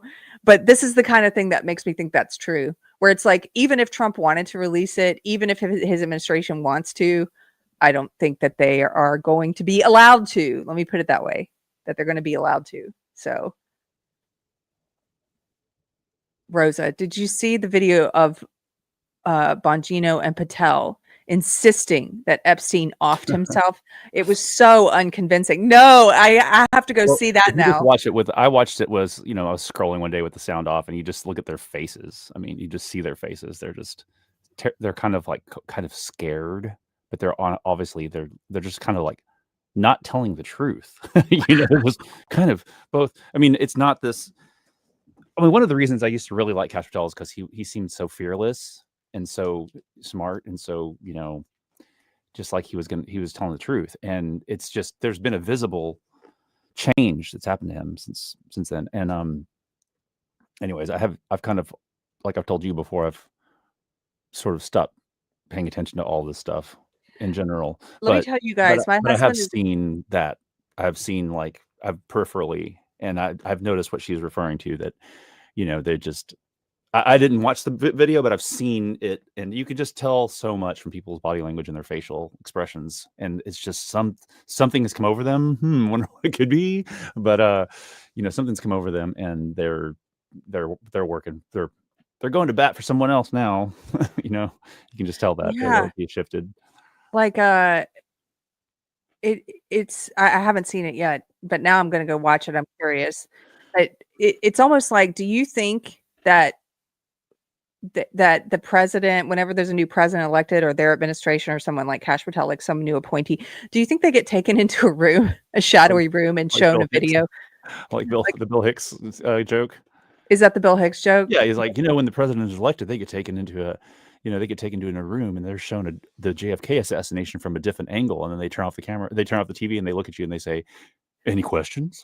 Yes, I probably heard that from Hicks. Yeah. I love Hicks. Yes, I think that really happens. I think they're taken into a room, the left, and they're like, "Here's who really is in control. These are the 3-letter agencies, and some of them that are not even publicly known, 3-letter agencies of unelected government people who are always there, no matter who's elected." And they're like, "Hey, here's what happened, and a couple of here's the truth about some things, and just so you know, like you said, any questions, like this could be you." I don't know. Yeah, I don't know. It's just I think like this whole just the whole there's really been this. I don't want to discourage anyone here, but there's just been this whole this like fragmentation that's been happening, on the right of center, all the alternative media, and it's just sort of been a little disconcerting. It's like I don't even know really who to trust anymore, or what to trust anymore. I mean, it even is with something as simple as like we were referring to with the flood casualties and the girls missing, people reporting false things just for the sake of doing it, or for the sake of close. It's just like, it almost seems just like nothing is real to me anymore. And so I've just sort of kind of backed away from it. And when I do listen to any information from any alternative media, or any media in general, I listen to it with so much, it's just what's more than a grain of salt, several grains of salt, because I don't put any trust or stock into the person that's talking to me. I just try to sift out the facts and the black and white of what is happening, because it's just, I kind of, maybe this is what is black pilled. Is this black pilled? Is that where I am right now? I think you're white pilled. Okay. Cause black pilled happens first. In my experience, I got black pilled first and then white pilled. But I think you have to be black pilled first. Black pilled is sort of like you don't trust anything or anyone, and you're kind of, you see the reality of the mess that we are in as a country and in the world. Like, you see the reality. You see that it sometimes seems like it's futile to even try and vote, or but I can being white pilled is saying, but you know what? I'm still going to vote, because I'm not going to let them demoralize me, those bastards. Like, that's what they're trying to do. They want us to be demoralized. So I have hope despite looking around and seeing all the facts. It's like that Wendell Berry poem. I love that poem where do you know which poem I'm talking about? Where he says something about be joyful, though you have considered all the facts. Mm-hmm. Be joyful. And that's what white pilled is to me, is that poem, what that says, right? But like you're saying, I want to go back to this just for 1 second. You said you don't listen to as much podcasts and stuff anymore. And you guys, just so you know, my husband has always listened to a lot more podcasts than me, and he really has cut back on listening to a lot of it. And I think a lot of what's happening is we have learned that, just like the old media, the new media is just as capable of doing things for clout, for clicks, for money, for power, for access, for control, for followers, whatever. And they're just as capable of doing that and platforming actual white supremacist Nazis, which some of these podcasters are doing now, and chasing that crazy woke right audience and just that crap, and they don't care what they're doing to MAGA when they do that, because they're in it for the clout, the money, the fame, the access, the power, all that stuff. Mm-hmm. So I I have stopped following a bunch of people I used to follow because I feel like they've betrayed our trust just as much as the mainstream media has. Mhm. And it's time to get to it's time to become discerning and be like, who am I going to listen to? Who's authentic? Who and like Texas Sheep Lady says in the chat. I mean, at the end of the day, honestly, trust in the Lord and Him only. Well, it's also important to like. I mean, I think for me personally, and maybe the only reason I'm going to say this is because maybe somebody can identify with what I'm saying, but I mean, I would listen to a lot of history and a lot of news and a lot of podcasts and a lot of just a lot of that kind of information all the time, to the point where in a lot of reading, a lot of nonfiction, as you know, and it's almost like something over the past past month or month and a half has happened where I have just zero interest. I have Yeah. zero interest anymore, and I just like listening to like all kinds of other podcasts. Like, you know, I watch a lot of gardening videos, and I've been watching so Yeah. many paver patio and gravel path videos. It's ridiculous, and that kind of thing. Music, actually listening to music. I mean, I haven't listened to music in so long, just in my spare time. So it's just interesting, and I've kind of thought about it. I'm like, if we were just to stay in this space of listening to things that made us feel good about ourselves, or just almost felt indulgent to learn something besides what's happening in the current events in the world, or just being inundated with what's happening, you're still going to get that information. It's still going to trickle down to you. You might Yes. not get an in-depth, you might not get all the details, but at least from having delved so deep into it, and having those skills of like questioning and looking maybe a little deeper, when you do receive the superficial information, you are naturally you're equipped with an ability to naturally go a little bit deeper, or to discern what might be real or what might not be real. Yes. And so anyways, I've just felt like I've become okay with the fact that I don't really want to necessarily. We don't have control of everything. Yeah. And It's feel like healthier, It's like you feel healthier, yes, because that's one of the I mean, I think that's one of the lessons of AA, that whole help us to, oh gosh, what's the serenity prayer? It's been so long since I went to AA, but God help us to, what is it? Change the things that we can change. What is it? Do you remember it? I Hold know. on, and accept the things we can't. Yeah. Let me put in serenity prayer. I feel like I'm losing my memory the older I'm getting. Okay. God grant me the serenity to accept the things I cannot change, the courage to change the things I can, and the wisdom to know the difference. Okay. That's a serenity prayer. And I think that's kind of what you're talking about. Is some people, they when they get what's called red pilled, or they kind of like wake up to a lot of the craziness in the world and the propaganda and the elites and how they divide us, and globalists and everything, they start consuming as much media as they can and trying to learn. And I did, and learn as much as they can. And you go through that stage of like, I need to know as much as I can. And then I think hopefully in a healthy way, you get to a place where you're like, look, I will learn what I can, but I'm not going to make it my whole life. Like, I have to live a life. You can't just be perpetually online and obsessed with all this stuff. You have to have an offline life. You have to have, that's God has blessed us with a short time here on earth. That's the way I view it. And go ahead. Oh no, that's just something I was thinking about today. I mean, like, I just turned 50, and it's like I'm looking at life now in a different way. And it's not like I'm 50 is old. In fact, I feel like 50 is young. I feel younger than I've ever felt. And that, but I do, You I'm look I'm, younger. I'm also Sorry. I'll stop. I'm sorry. Go ahead. anyways, like I was saying, I've you realize that there's I mean, come on, let's be realistic. There's not really a lot of time. I mean, you have a much different perspective on life when you're 50 than you do when you're 21. And when you're 21, the future seems unlimited. And 50, you're kind of like, whoa, okay, I need to start really actually coming to grips with things. And I just feel like I've sort of just realized how time is just, it's valuable, and kind of what is worth spending my time on and what isn't anymore. And I found it so much easier to just let the things go that I find are a waste of time and not feel bad about it.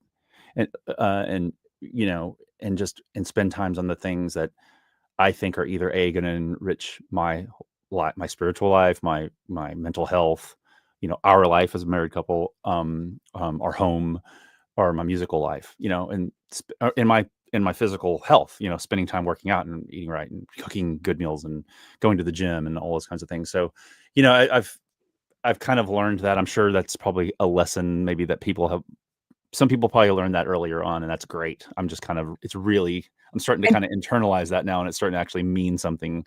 Uh, you know, uh, it's coming home for me. It's really, I'm kind of getting it now.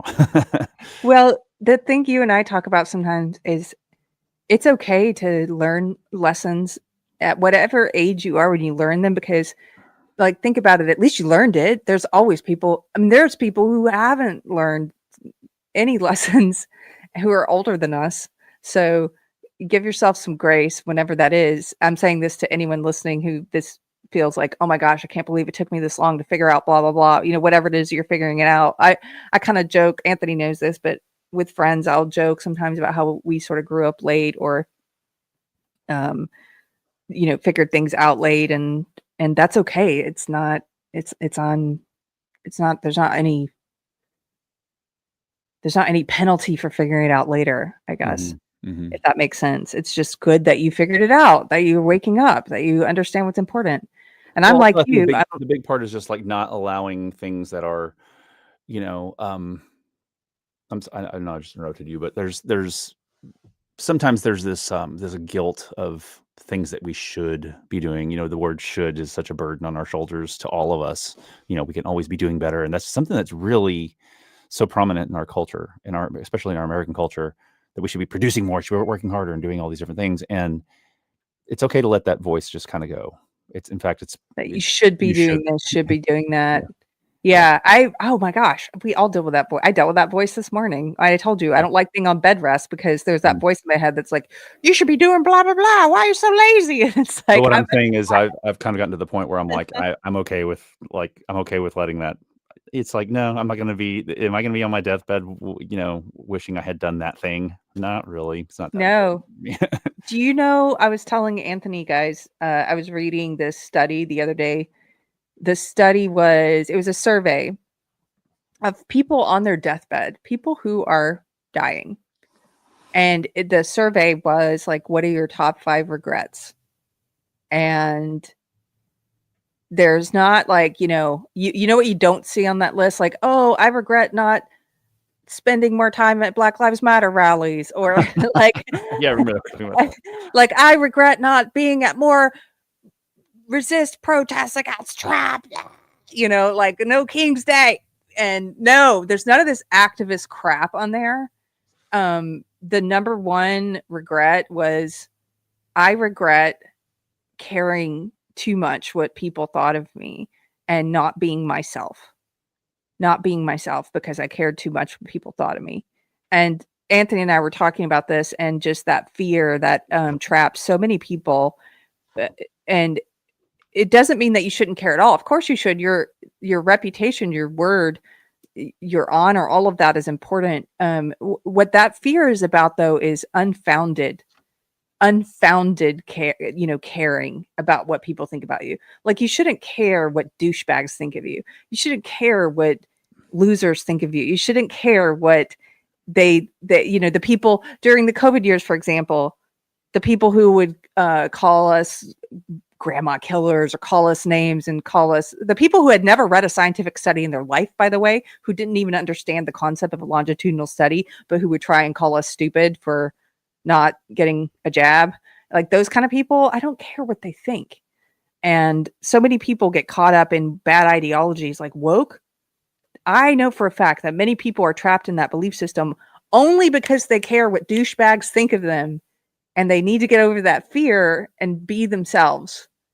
And you don't want to be on your deathbed being one of those people who said number one most common regret at the end of your life was that you were not able to be authentic because you cared too much. Does that make sense? Mm-hmm. Anyway, that's me ranting. Okay. You're shoulding all over yourself. Oh, is that a joke? A couple people in the chat. I missed these super chats. Randy for $2. Thank you. Says Biden's people shredded all the Epstein files, none left. That's certainly a possibility. Although, don't you think they would come out and say that if they would say, look, the previous administration did XYZ? They're not saying that. They're saying we're definitely certain Epstein killed himself, and also there is no list. I don't know. Randy Wallen also for $5. Thank you, Randy. Says cloud seeding has been going on since the 1950s. Yep. LBJ spoke about it as a way to hurt the USSR in the 60s. There were lots of floods prior to the 50s. That's true. Stephen Landau. Hey, what's up, Stephen? For $9.99. Thank you for the super chat for supporting Deprogrammed. He says, after all of the lying, Trump, Russia, COVID, Biden is the best Biden. They have now resorted to trust me, bro arguments. They have now resorted to the trust me, bro argument. Are you talking about Epstein list? I'm sorry, I'm just now reading this one. But yes, they do go to that quite a bit. All kinds of people do. Powerful people do. Trust me, bro. Thank you for the super chat. And then Randy for $5. Again, Randy, thank you so much. Says, we used to think we could change the world. Now we realize we're just here to help the neighborhood. Rick Danko. What a great quote. That's exactly what we're saying. You can be of more service locally. First of all, we all have learned this lesson by now, hopefully. Local politics matter a lot more. They're going to affect your life a lot more, usually. And just what you're able to do for your community, like what you're able to do, like you said, starting at the very smallest level, we have the most control over the sphere that's closest to us. Like I have the most control over me, my husband, my household, my house, and then a little bit less control over my community and a little bit less control over my city and a little bit less control over my nation. And it just keeps going from there. So why not get control of what you have control over, what you have the most control over first, you know? What kind of stuff are you listening to now since you're not listening to as many political podcasts? Me? Yeah. Oh, of course me. Well, like I said, I've been listening to a lot of gardening shows. I just want you to tell the people. Oh, so man, there's this dude. I think I mentioned him in the chat, your chat, a couple of last week. Anyways, he's the gardener. He's this gardener from England, and his name's Monty Don, like Monty Python, and then like Donald Trump, Monty Don. And I'm sure people in England know who he is because he's like the BBC gardener. He's got like this wonderful show on the BBC, and he almost reminds me of like this. The way he goes in, he'll do everything from, visit all of these amazing gardens in England. He does this whole series of, that's him. He'll do this whole series of French gardens, Italian gardens. He even came to the US and he went to Monticello and he's done so much. And he actually did a really great job a couple of years ago coming to Monticello and touching on the slavery aspect of, of Thomas Jefferson owning slaves and slaves using slave labor to make the garden, but it wasn't heavy-handed. It wasn't like preaching. He does a great job, is what I'm saying. But he'll go from touring around these famous gardens and just checking out the styles to going to, he has like a Kitchen Nightmares sort of style show, but he's like a super nice Gordon Ramsay.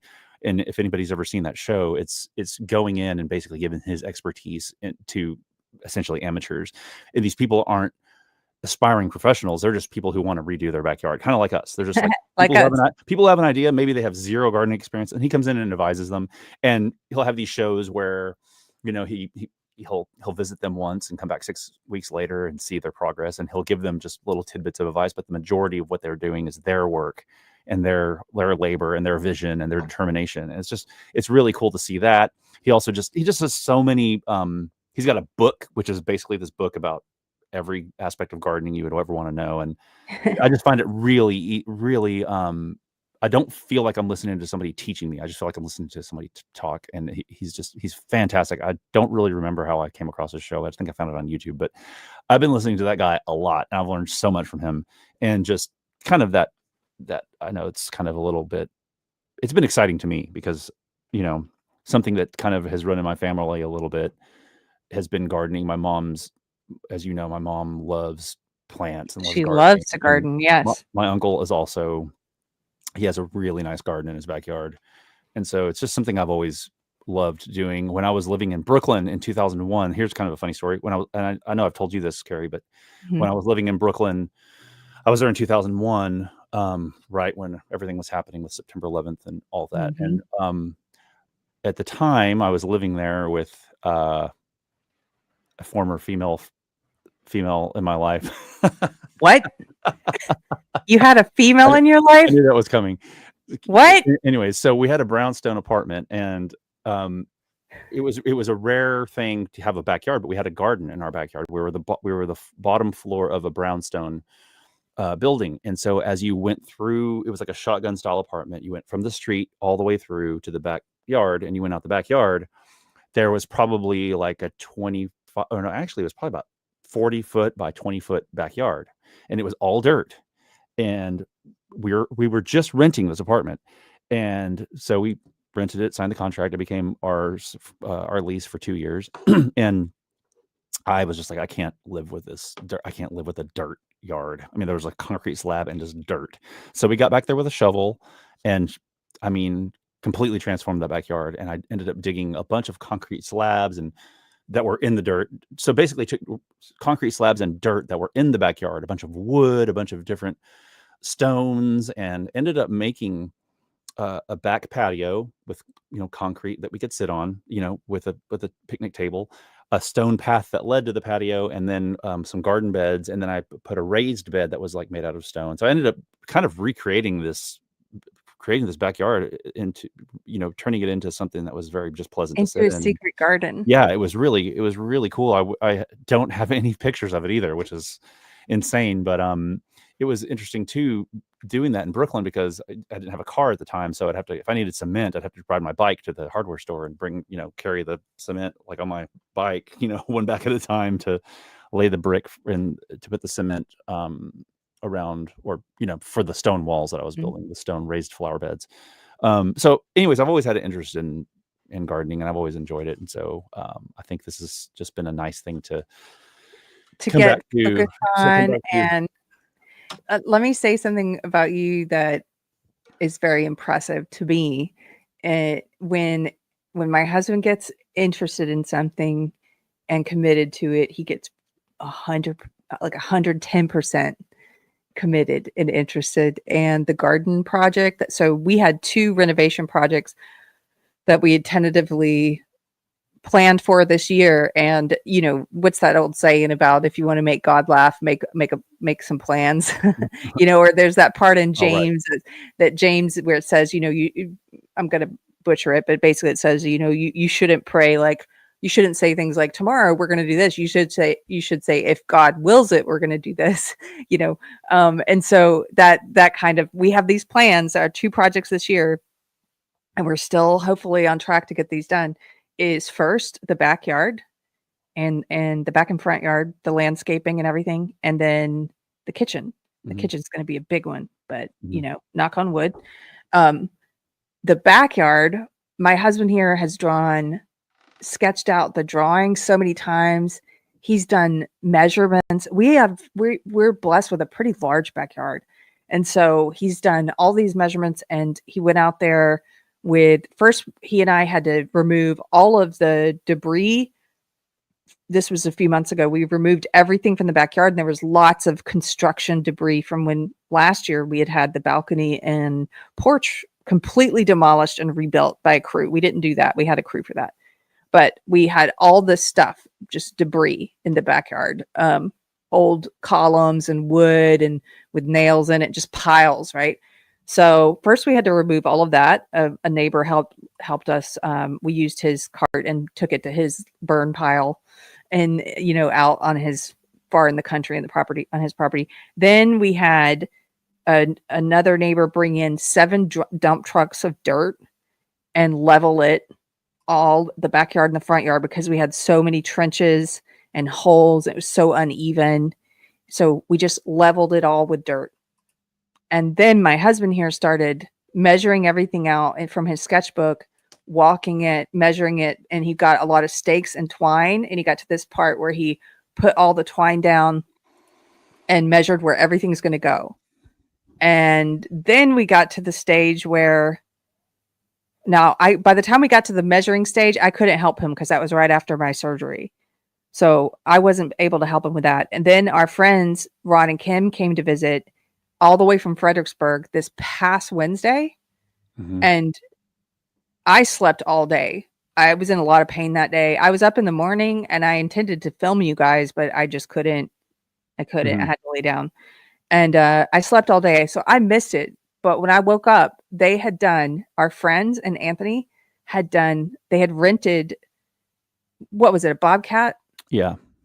And they had dug out all the paths. So in his plans, he has walking paths that we're going to put in gravel or pavers. And then he has a circle that we're going to put maybe a fountain or something in. And he's got it laid out where we're going to build the greenhouse, and there's going to be a carriage house for the studio, the podcast studio. And then there's going to be a prayer garden, and there's going to be a paver patio for sitting and hanging out with friends and barbecuing. Like, it's massive plans my husband here has done. And they had already dug out, by the time I woke up, all of the paths and everything. And that was just like a blessing. I know you were so glad they came to help. Yeah, because I was digging it by hand. I thought I was going to dig it all by hand. There was just no way. But anyways, it's been awesome, and it's gonna be great. It's gonna be incredible. And the only reason I haven't been working on it is because of all the rain, the way the weather is lately. So yeah, it's impossible to get out there and work. I want to just show one quick picture. Can I do that? And then we're going to wrap this up. Look at this. I think this is before. Yeah, this is before they started digging, but after he had mapped out. See, this is a picture of our backyard, and he had mapped out this place, where the paths are going to go here, and that big circle there is going to be like a fountain area, and the greenhouse is back where that square is. So just give you an idea of the scope of it. It's a lot. So yeah, that circle is 16 feet in diameter, just to give some kind of this photo is from the second story of our house, and then the rectangular path that's running vertically in the photo is about 55 feet, I think, and then the greenhouse, which is above the circle to the right, is about 18 feet by 15 feet. And go ahead. And I was going to say the perpendicular path that's running to the other perpendicular on the bottom of the screen, there's another path that's going to be a gravel path. And there is no, Dion asks, is there no fence? No, not yet. We have to do everything. We're going to put in a fence, also a privacy fence. And then the front yard, we're going to do a white picket fence. This is another view. This is once they got the Bobcat out there. Mm-hmm. And that's our friend Kim over there. And you could see this is where they were digging out the path. Big gravel that got delivered. Big pile of gravel. Excuse me for coughing. Anyway. So, okay, I know we're wrapping up, but somebody, I think, kind of as a joke earlier, I don't know who it was, said, because we were talking about JFK, somebody said, was Booth a patsy? I think they were just kind of making a joke about John Wilkes Booth. And Lincoln? Yeah. But I wanted, and I shared the link with you in the private chat, but there's this, speaking of listening to podcasts, there's this podcast called America's Untold Stories. And these guys are like super experts on the JFK assassination. I mean, they go deep into people I've never even heard of. I mean, it's just hours and hours. And it's just, I mean, it will tickle your conspiracy bone. That's what you're into. And it's really amazing. I mean, they've got some crazy theories. And I mean, well, honestly, not that crazy. They're not crazy theories. They're pretty good theories. But if anyone's interested in that subject, I mean, these guys are great. I mean, they'll do like long form, just kind of talking. So it's not exactly organized information, but they'll kind of just talk, and it's just really. I thought it was just kind of funny to see somebody like a fun history, conspiracy theory show. Yeah, but it's backed up by. I mean, they've With done data. they've definitely done their research and have their opinions, and there's just really great, fantastic stories. I mean, in that podcast. Somebody's noticing that John says it's nap time for Keri. You're right. I basically hit the amount of time I try to stay up and do things right now. So I'm gonna be going back to bed rest, doctor's orders, like I'm supposed to. Thank you guys so much for hanging out today. This has actually been a fun episode. Like I said, we've just kind of been overwhelmed with following all the news about the Texas stuff. And so we didn't know how it would go today. And also I haven't been streaming a lot since the surgery, so I didn't know, but this was a nice way to ease back into it and felt like a really strong sense of community here. So I really appreciated it. I will say, I forgot to mention at the beginning, I had to reschedule the book club, remember, because of my surgery. So we are doing it this Thursday. It's going to be this Thursday on the 10th at 6:00 Central, Return of the Strong Gods by R.R. Reno. Drop me an email at deprogrammedpod@gmail.com if you want the video link to be a part of it with us. deprogrammedpod@gmail.com. And there's still time for you to get in there. It's free to be a part of it. That's it. I think that's all. Anything you'd like to add? No. Okay. Let me see. There was something else I bookmarked.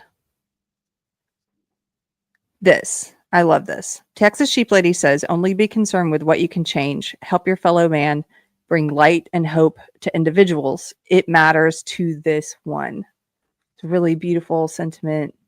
Thank you so much for that. Thank you guys for hanging out today, and we'll see you later. See you on Thursday if you're going to be in book club. Take care. Bye. Bye-bye.